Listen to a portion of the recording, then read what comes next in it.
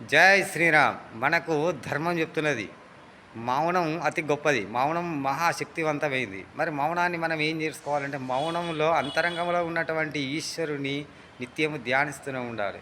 ఆ తపన, ఆ ధ్యాస మనం ఏం పని చేసినా గానీ ఈశ్వరార్పణ కొద్దీ మనం చేసినట్లయితే, దానికి నీకు ఆత్మశక్తి, ఆత్మకు ఉన్నటువంటి బలాన్ని నీకు కూడా ఇస్తగలది. ఆత్మస్థైర్యాన్ని ఇయ్యగలుగుతది. నువ్వు ఏదైనా పని చేయాలన్నా గానీ అది సక్సెస్ అయితది. అదేవిధంగా ఆ భగవంతుని మీద ఉన్నటువంటి నమ్మకం, ఆ నమ్మకం నిన్ను నడిపిస్తా ఉంటది. ఎప్పుడు గానీ నిరంతరము భగవన్నామ స్మరణ చేయడం వల్ల నీ లోపల ఒక ఆధ్యాత్మిక చింతన, ఆధ్యాత్మిక ప్రేరణ, నీ లోపల ఒక శక్తి అన్నది నీకు కలుగుతది. ఎట్లయితే ఇనుమును అయస్కాంతంతో రాపిడి చేసినప్పుడు అదేవిధంగా ఆ అయస్కాంతానికి ఉన్నటువంటి శక్తి ఈ ఇనుముకు కూడా వస్తది గదా! అదేవిధంగా భగవంతుని నామస్మరణ చేయడం వల్ల, భగవంతుడి గురించి చింతన చేయడం వల్ల, భగవంతుడి గురించి ఆలోచించడం వల్ల నీకు కూడా భగవతత్వాన్ని, ఆ ప్రేమ అనేది, భక్తి అనేది నీకు కలుగుతది. జై శ్రీరామ్.